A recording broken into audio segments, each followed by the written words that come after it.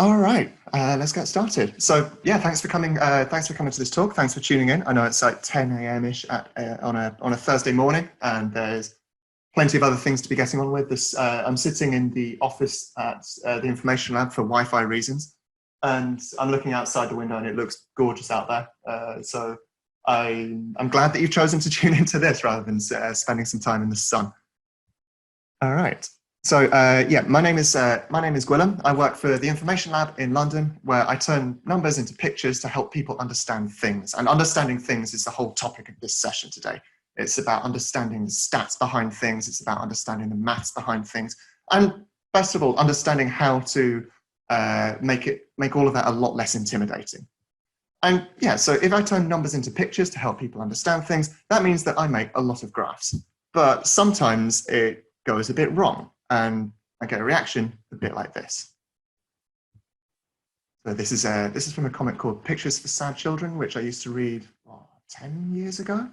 Yeah, the creator took everything offline, so it's hard to track it down. I'd love to be able to cite it properly, but yeah, this is just one I had saved from years ago. Anyway, this is the kind of reaction I get quite a lot with, more often than I'd like to admit, when I'm doing building out dashboards and charts and graphs and so on. This reaction happens because there's a fine line between complicated maths and stats work and simple graphics that help people understand things, and it's really easy to not tread that fine line properly. So when you oversimplify, you lose people because they can't see how you've got there. All they see is a relatively simple graph, and everything about the process to get to that point is hidden.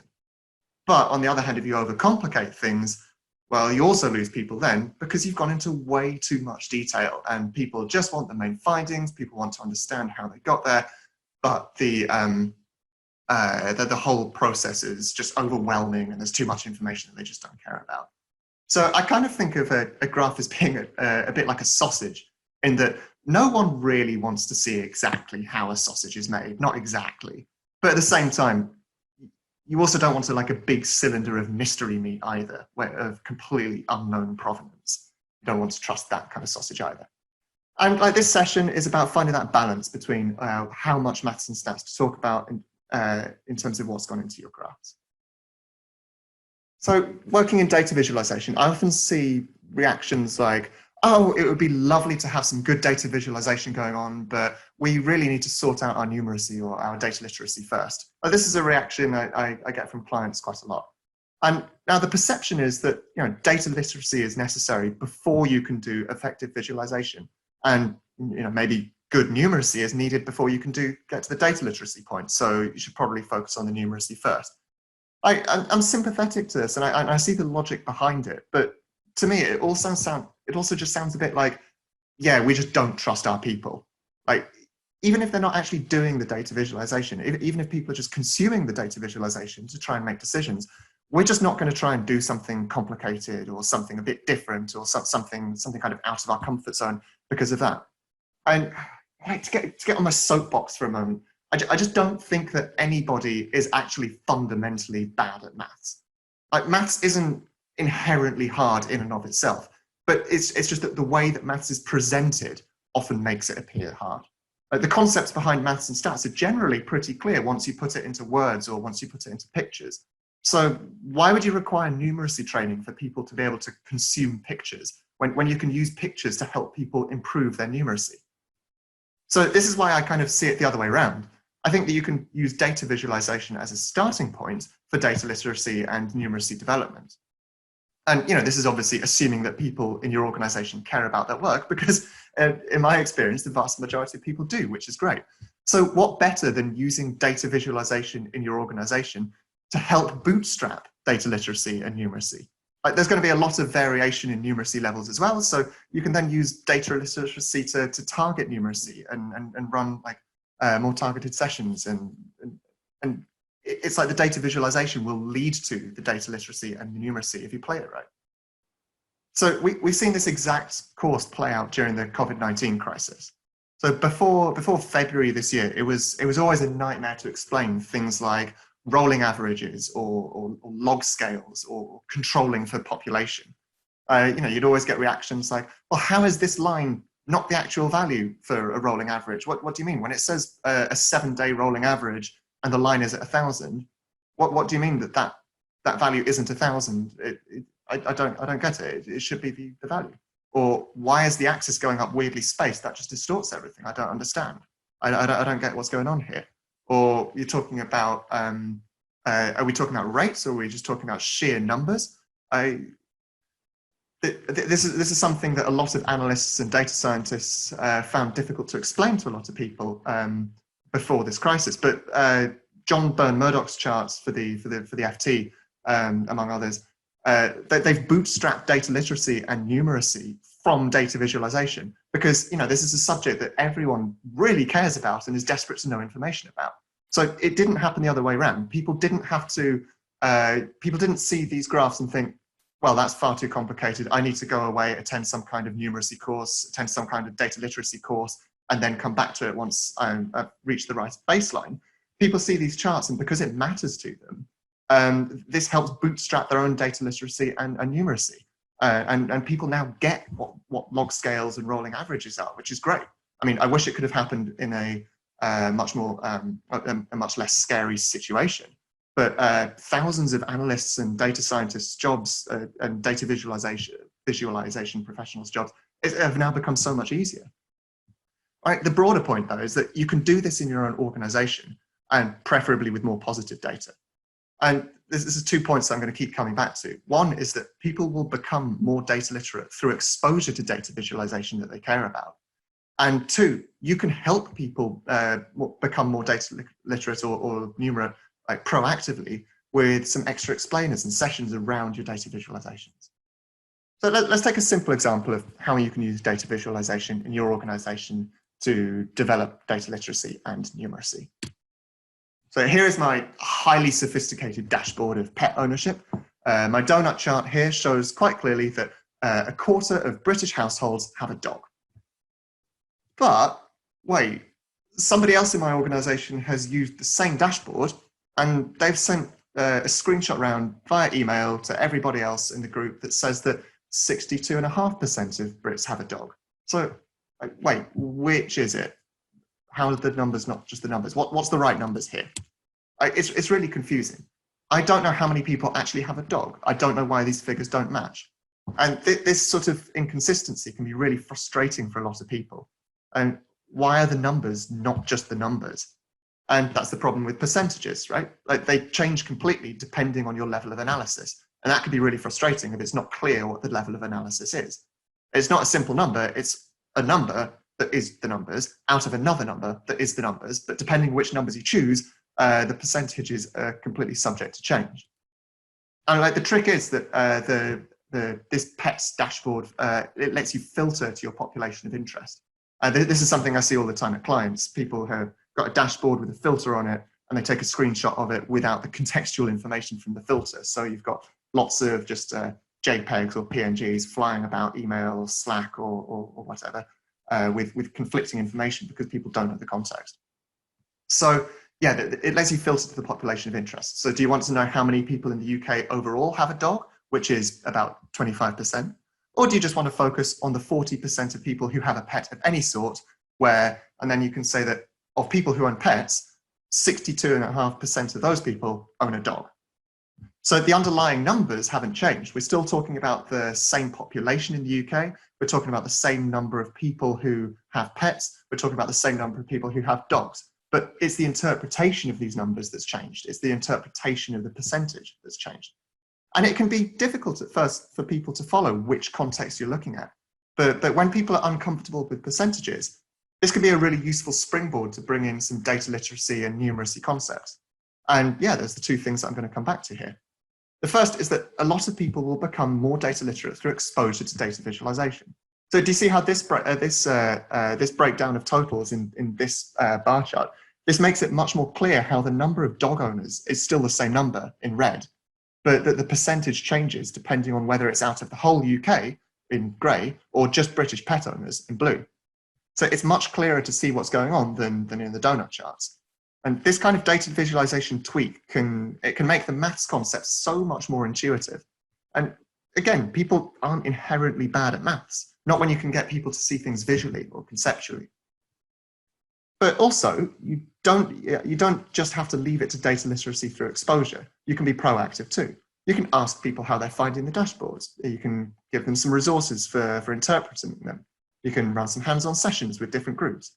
There's no point running generic data literacy. There's no point running generic data literacy sessions when half your people will find it way too much to begin with, and half your people will also find it way too basic.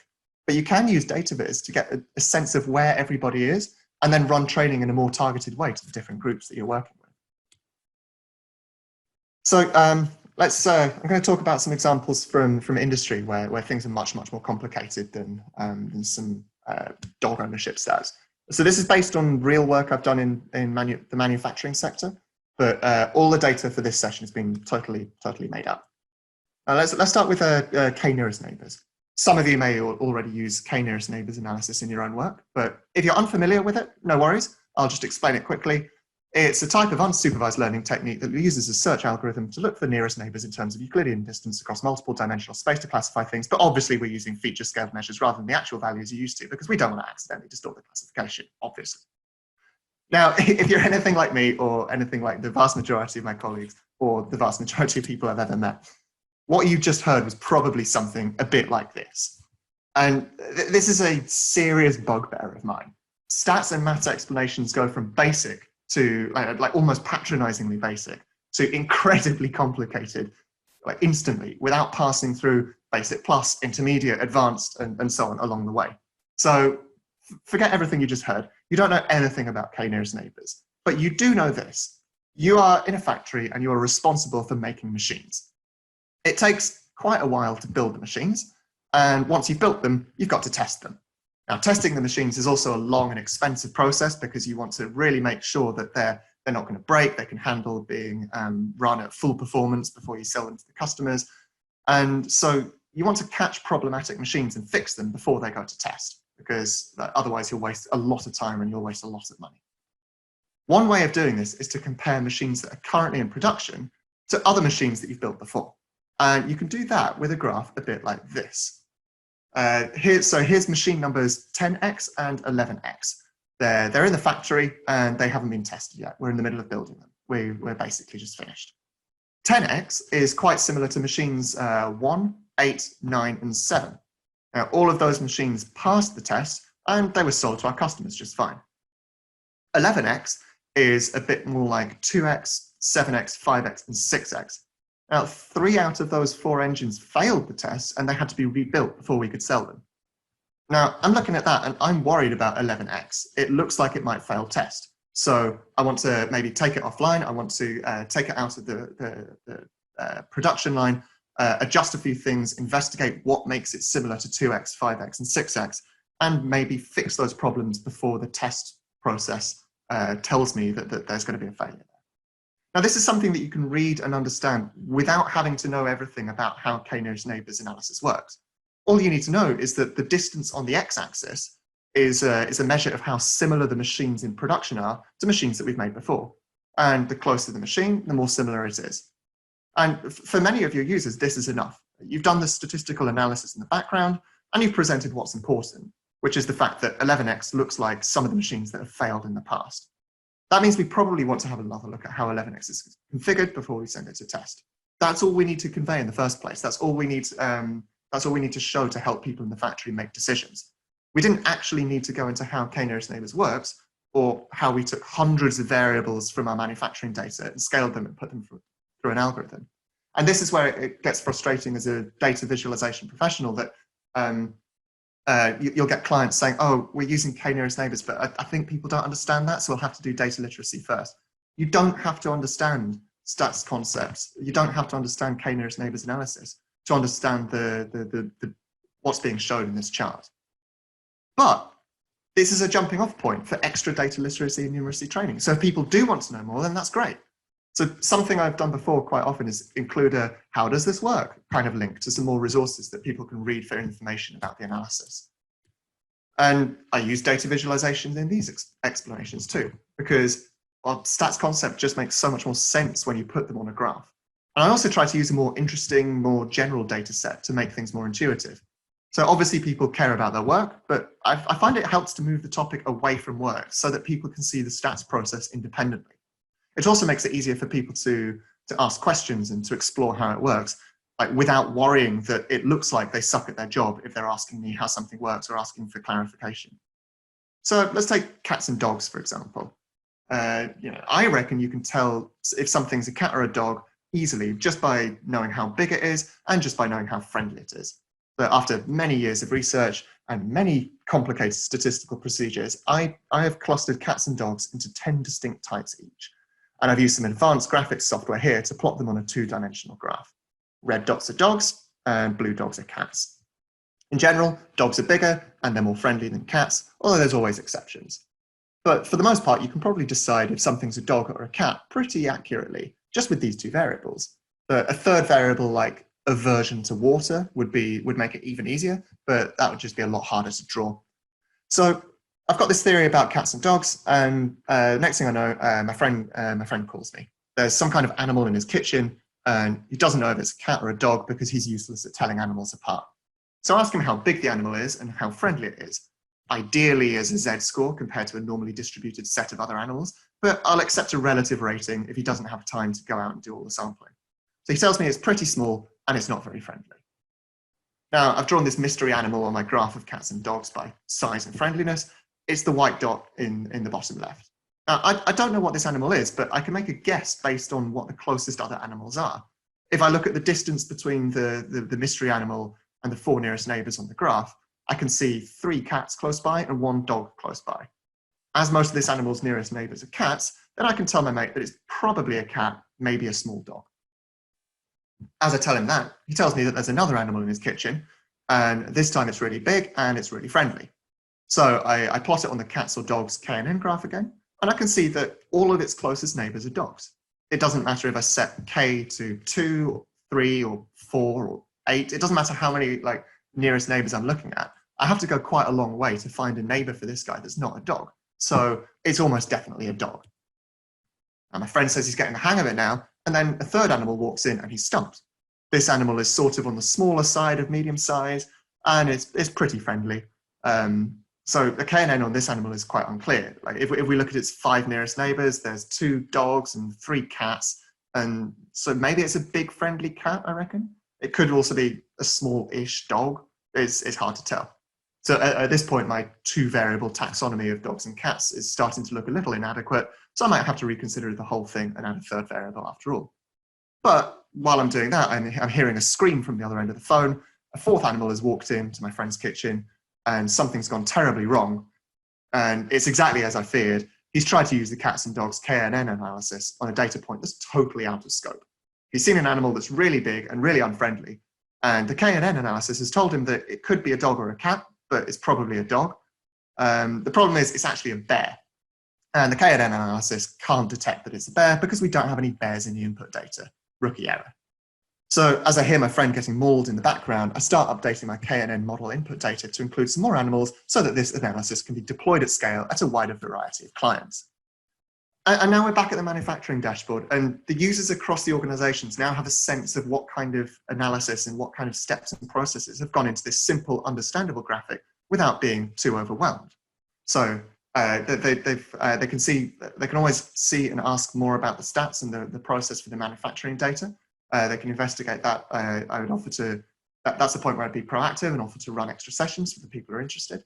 But for the vast majority of people, this is enough. And the point is it's enough for them to do their jobs and make decisions and use data and data visualization like from data viz to numeracy rather than the other way around. So I'll show you another example from the same kind of manufacturing data using Z-scores. Z-scores aren't as complicated as k-nearest neighbors analysis, but I'll just define it quickly anyway. A Z-score is a standardized score which shows the difference between a particular value and the population mean, all divided by the population standard deviation, which means that a Z-score shows the difference above or below the mean in terms of standard deviations. And again, that probably sounded a bit like this. And it's so frustrating, it's infuriating, because statistical explanations like this are so much more complicated than they need to be. Conceptually, a Z-score is really easy to describe. It's just like saying, how much is something but relatively speaking, rather than absolutely speaking. Just how much is something relatively speaking? So again, let's forget about Z-scores for now. This time, you work on the machines in the factory. Let's say that these machines are really, really fancy cars. What you do is you adjust the brake pads so that they align properly with the wheels. So if you imagine like a brake pad that presses up against the wheel to cause a load of friction to slow the wheel down, you want the pad to be the same. I'm just going to gesture like this instead. Trying to work it out on Zoom. Yeah, there we are. You want the pad to be the same distance from the wheel across the whole pad, rather than you don't want it to be set at an angle so that the pad doesn't fully touch the wheel when you hit the brakes. You want it to be sort of set as parallel as possible, so that when it depresses, the majority, as much of the pad as possible, touches the wheel the same amount as possible when you hit the brakes. So what you do is you measure the clearance between the brake pad and the wheel at 8 different locations to check that it's consistent. Now, some of these values are higher than others, and you don't mind a bit of variation, but what you want to know is if things are relatively higher or lower than normal across all of these brake clearance measurements. And we can use Z-scores for that. So let's take machine 10X, which was the one that we were pretty happy about in the KNN analysis earlier. Let's compare 10X to the high-performance machines, the high-performance cars. So 1X, 8X, and 9X, they all perform really, really well in the test. So ideally, we want all machines to look like 1, 8, and 9X. The stacked bar chart at the bottom right, this shows the Z-scores for each brake clearance measurement for 10X in yellow and the high-performance engines in green. We can see that they're quite similarly distributed. So most of 10X's Z-scores are above 0, somewhere in the 0.5 to 1 range. And you could probably say the same thing for 1X. There's a couple of Z-scores that are about maybe 1.5. That looks like the biggest Z-score for 10X.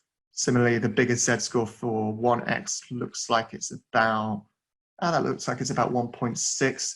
But yeah, most of them are in the 0.5 to 1 range.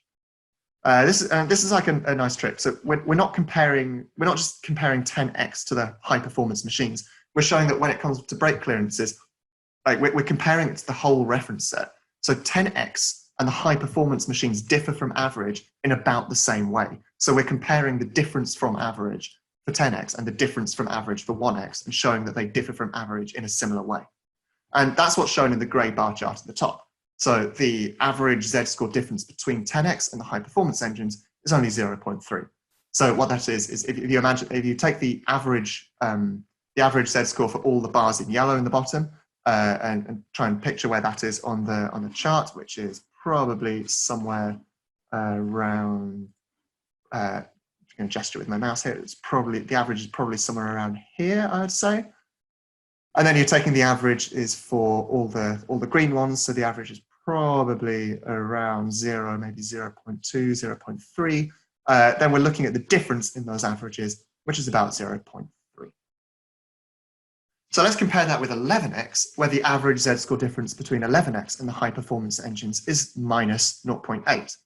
That means that the Z-scores for 11X's brake clearances are 0.7 lower than the Z-scores for, 0.8 lower than the Z-scores for the high-performance machines. And we can see that this in the bottom charts. So do you notice how the stacked bars for 11X are mostly negative and relatively wide as well? So in short, this is telling us that 11X just doesn't look like the high-performance machines when it comes to brake clearances. Based on the chart above, it looks like it does look quite a lot like the high-performance machines when we look at height, but for brake clearances, not so much. So 11X doesn't look like them in terms of brake clearances, 10X does, and that gives us the ability to look at exactly where. And again, if people aren't fully fluent at Z-scores yet, this is a great opportunity for doing some data literacy and numeracy development, either as a click for more info kind of thing that we saw last time, or in this case, where the data visualization itself is quite complicated, you could run a user training session to show people how you've designed it and how they can get information from it. We do this sometimes with different clients when if we've spent a long time creating dashboards that are quite complicated like this one, when we announce the dashboard, we won't just say, hey, there's a new thing up, go explore. We'll send out an email, we'll announce it on the internal Slack channel or whatever communication platform we're using, and also schedule in some sessions. We'll do some, hey, this is how you can use this dashboard for your analysis. Let's have a quick half-hour explanation session with people. And that often works really well. So again, Z-scores are totally intuitive once you've seen them in the right context. So when I'm doing these training sessions, I often use an example with my height and where I've lived. So this is me. This is a better pre-COVID-19 haircut than I have right now, which I've just been doing in the bathroom. I'm 1.90 m in height, which is about 6'2", 6'3", and that's just a fixed property. It doesn't mean tall, it doesn't mean short, it doesn't mean average. It's literally just the length of my body from the bottom of my feet to the top of my head. It's just the property that I have. It's meaningless in terms of looking at my height relatively. In the UK, where I live, 190 is taller than average for a guy, but not by a huge amount. So I don't stand out as particularly big. I've never had to go to any kind of specialist clothes shops, and I'm never the tallest person in a room. And that's not just because I'm never in a room with anyone at the moment either. I couldn't find the UK's male height standard deviation or anywhere online, which it was just surprising. I'd have thought that with something as frequently measured as height and as frequently used to explain normal distributions as height, you'd think you'd be able to find standard deviations for different countries, but apparently not.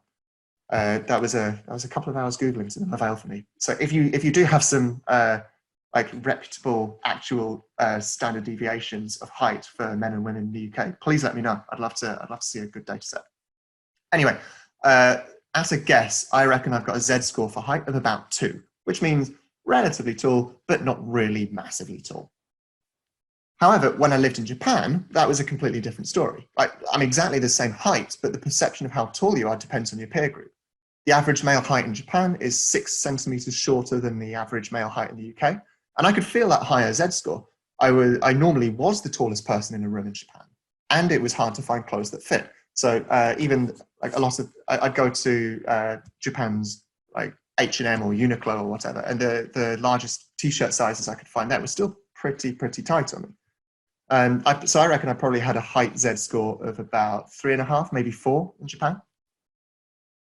And then after that, I moved to the Netherlands, and in the Netherlands, everyone's a giant, and I was pretty much average. So I was about 8 centimeters taller than the average height, which is probably only like half to 1 standard deviation or so.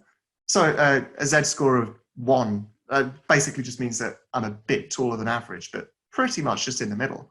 And there were a lot of times that when I was actually the shortest person in the room, and something that never happened to me in the UK would be that like I'd go to a gig in the Netherlands, and I'd be in the second row, and the 3 guys standing in front of me were all like 6'8" or 2'5" or something like that, and I couldn't see at all. That's never happened to me in the UK. It happened to me relatively often in the Netherlands.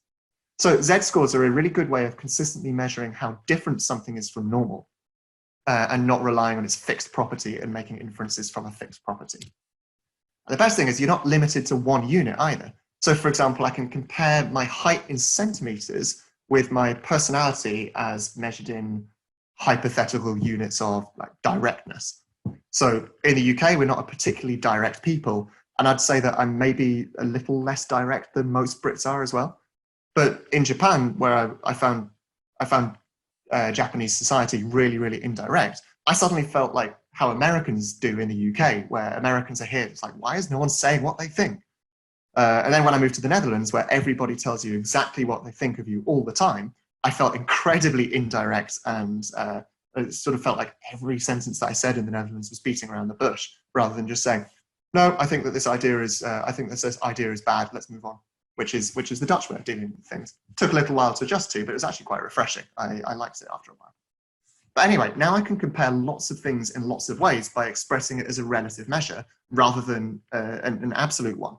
And those relative measures are really useful in manufacturing data, and those relative measures can be compared. But I can see from this graph that I stood out more in Japan in terms of height than in terms of directness. That's not a comparison you can do in centimeters or in units of directness, but you can with Z-scores. So it's great for manufacturing data because it means that we can look at 11x, and we can see that it's different from the high performance engines in terms of all the different brake clearances, and we should maybe address that. And you can go more broadly as well. So in the actual data that this comes from, the sort of dimension groups like brake clearances, we use sort of slightly more general kind of performance measures, or sorry, not performance measures, but we use slightly more different measures about related to different bits of the machine. So if we're talking about one specific part, we'll because it's all related to that particular part, we'll look at the weights of the ball bearings, or we'll look at the clearances of different things, and we'll group, those are obviously measured in very different units, like weights versus distance, and we'll group those all in together in the same group to look at how different this particular bit of the engine is compared to the rest of the machine, or whatever. So yeah, those are really, really useful. And okay, so this is the bit of the talk where we get to okay, but how? Are you going to make Microsoft Paint diagrams for everything all the time? Well, yes, actually. It's a bit silly, and it feels a bit silly to make these diagrams, but there is a method in the madness. I find that for something like maths and stats, where a lot of people, including myself, feel quite intimidated by it quite a lot of the time, there's something about expressing it in a slightly deliberately silly way, or a deliberately uncomplicated way, or in a almost deliberately unprofessional way. There's something about that method of expression that makes the whole subject a lot less intimidating. And then as soon as it feels like something you can laugh at, as soon as it feels like something you can smile at, it feels a bit demystified, and people can approach it on a more open level without trying to cover up how we feel intimidated by maths and stats. And it's like, I get paid to do this for a living, and I still feel quite intimidated by analyses I don't understand right at first as well. So yeah, I find that putting things into fun little diagrams helps quite a lot. But yeah, so I'd say there's three main ways of addressing this sort of thing. The first is that the dedicated training option. So you can tailor numeracy training to the dashboards that exist, dashboards that you're hoping to make, and build numeracy training around them. There's the resources option, which is to include some notes and some diagrams in the release notes, and the human option, which is to make yourself known as a friendly face who's happy to help, and people will just come to you. So yeah, this is where I see that fitting in with the slide that I presented right at the start.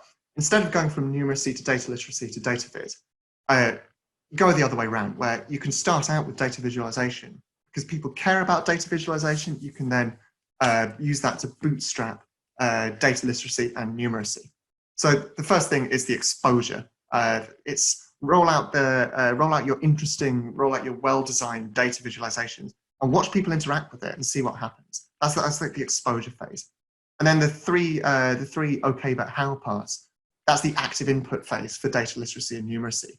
And that's where you can see how people have reacted to your data visualization. You can see how they're getting on, and then you can proactively scaffold a development and understanding.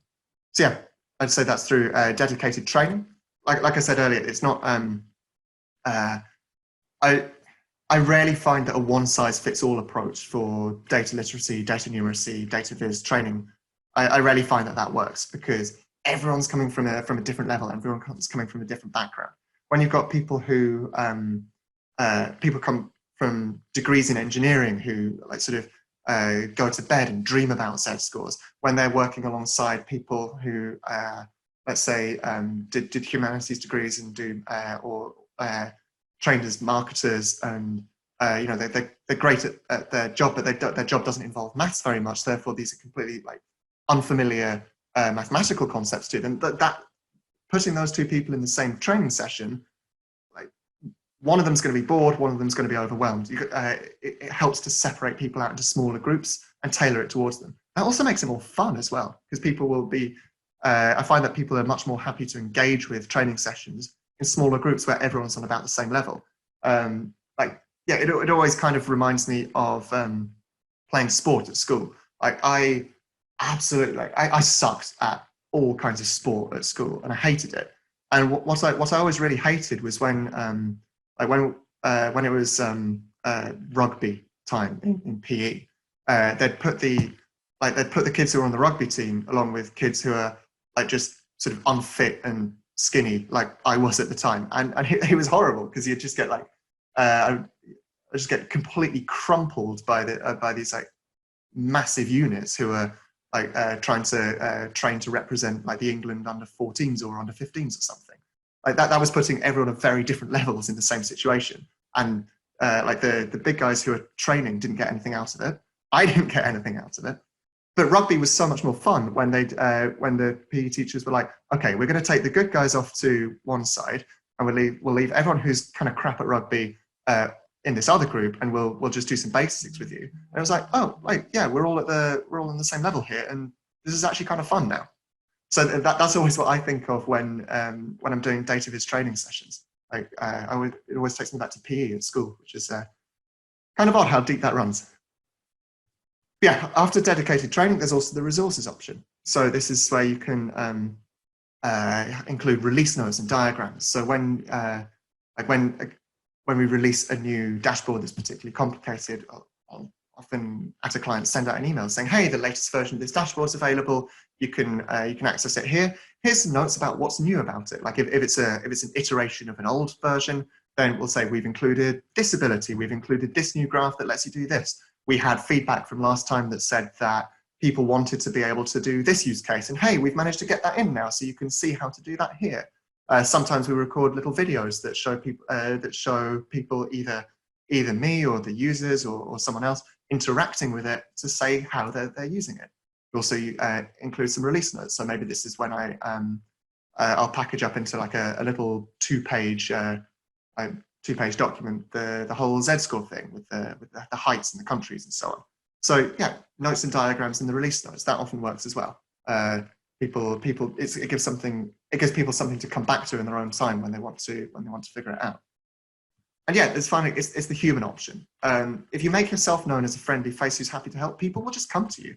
Like it's certainly what works for me, either at the information lab or at clients. I find that once you've developed an area of interest and you're just kind of happy to help people out, that becomes a really nice self-fulfilling cycle. Where if I've got the reputation of being being the stats guy who is someone who can take the concepts and make it a bit less terrifying, people come and ask me about it, and I'm always just really happy to help. And then that helps people at work or people at clients feel more comfortable with what they've done, and it just works really nicely. I love it when people just come to me and say, hey, I'm trying to do this. Have you got any thoughts? Or hey, I'm trying to do this and I'm stuck at this point. Have you seen that before? And it's great, and that just helps everyone. It helps me get better at more stats training if I'm going to train that thing in the future, and it helps that person gets better at the thing they're trying to do there. So that's the third option, the human option. And that's pretty much it for today. So I just want to say thanks for turning up. I appreciate that it's still really nice and sunny outside. It's definitely where I'd like to be. I think we're all starting to get maybe Zoom fatigue as well. It's great that there's so many different things going on. There's so many different webinars and online conferences and stuff. But it also means that there's a lot to choose from. So I'm really glad you chose to tune into this one today. But yeah, so again, I'm Gwilym Lockwood. If you want to find me on Twitter, it's just my name. I'm incredibly easy to find. If you want to hire us to do things, we're at theinformationlab.co.uk. And if you want to see more Microsoft Paint diagrams, I've got a lot of those for various different things just on my website, which is, again, just gwilymlockwood.com. All right, that's it from me. I think we're going to do some questions now. Sophie, over to you.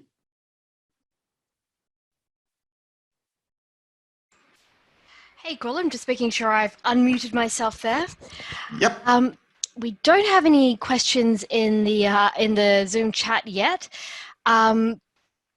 We've just had Tim Beard say he lives in Germany, and Germany is also pretty direct.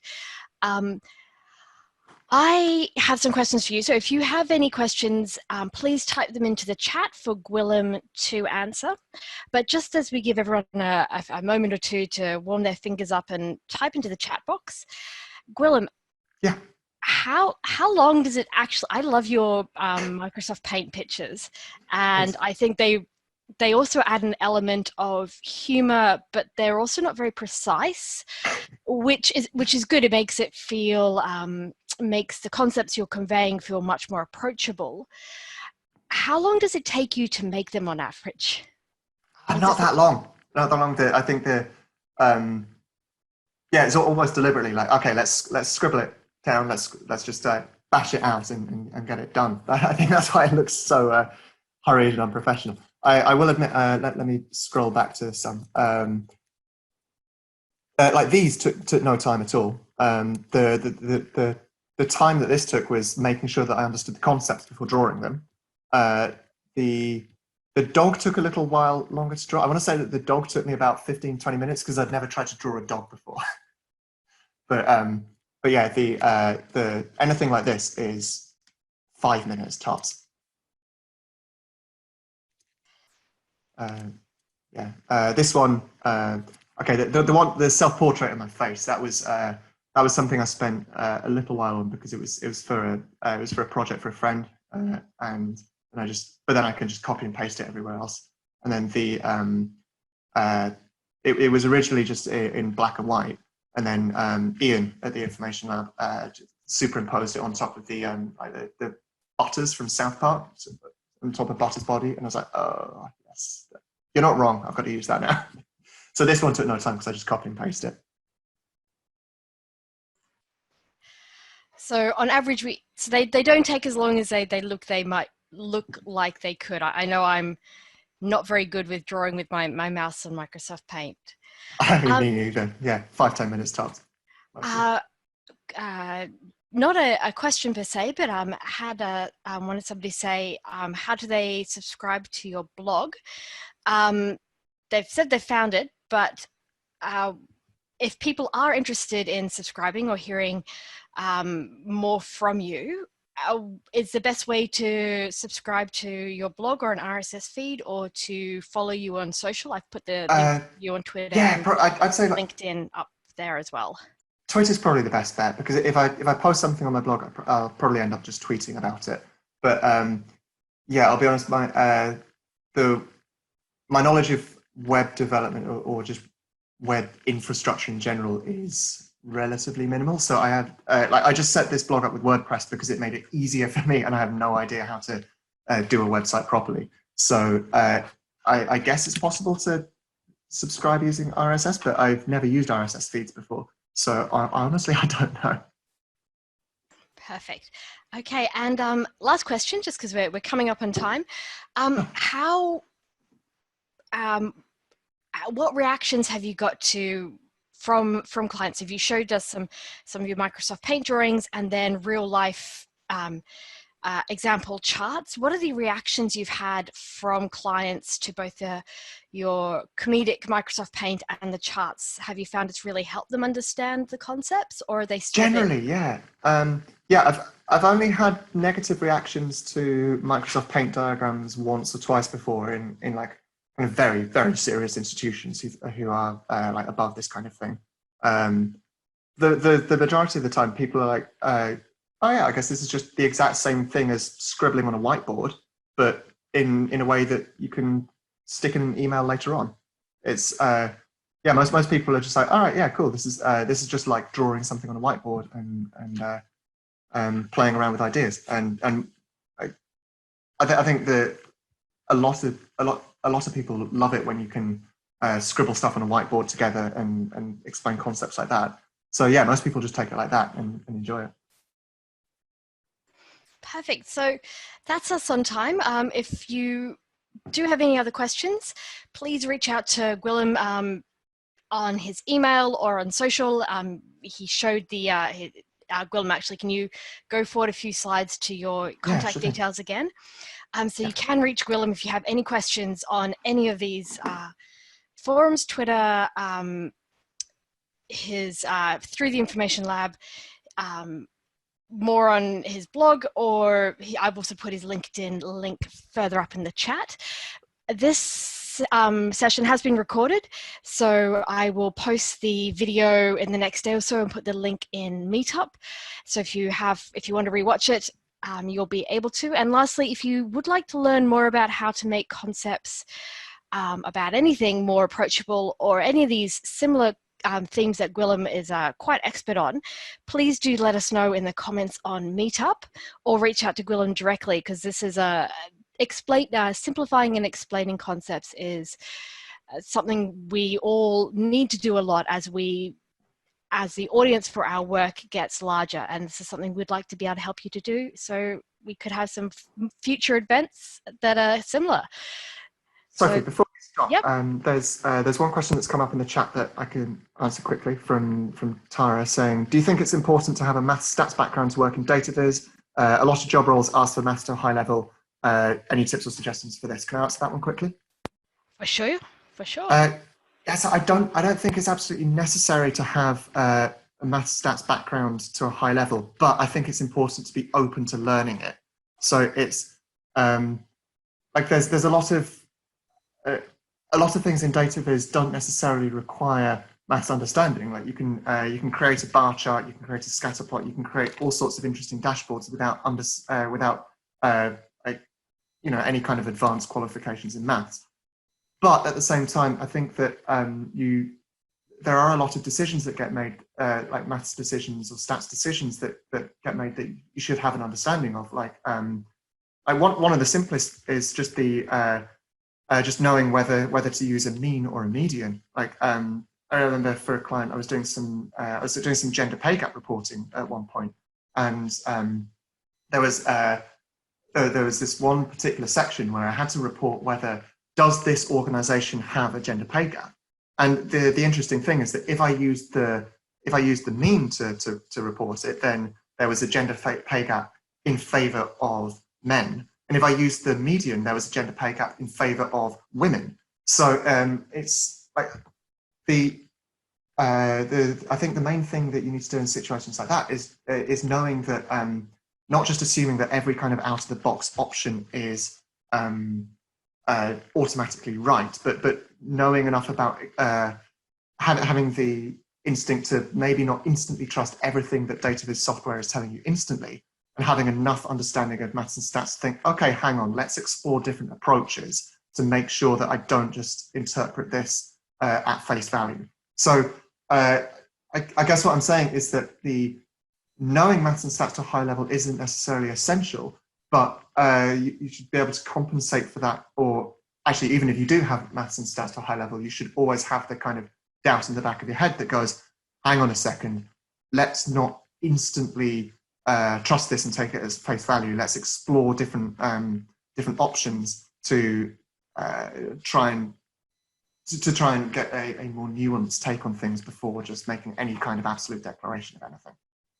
So yeah, to summarize, I'd say you don't necessarily need the high maths and stats background, but you do need to be open to it. You do need to be open to learning more stuff, because it will come up, and there will definitely be situations where a solid mathematical understanding will be really important for some analysis that you're trying to do. So yeah, and a lot of this you can learn on the job, but it is something that will come up. Thanks for that, Gwilym. One last question. Did you go for using the mean or the median at the end, and why?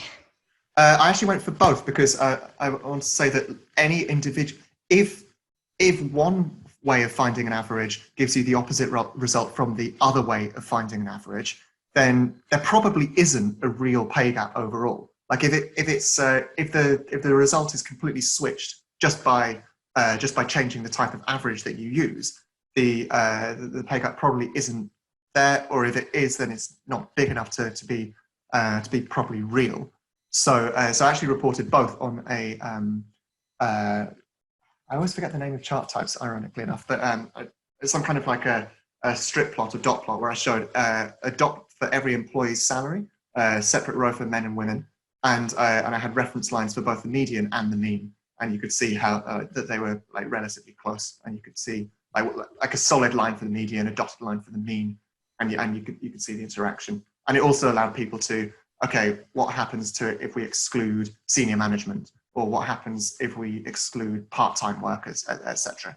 So yeah, I took the coward's way out and provided all options rather than making any kind of declaration. I wrote on the dashboard, like, because of the change in result depending on the analysis used, I would say that there isn't a full pay gap. Here you can see both analysis types and the different kind of sectors of employee in this organisation, and you can filter them in and out and see how it changes. Thank you so much. And Gwilym, thank you for presenting. Oh, thanks for having me. Thanks for everyone for joining.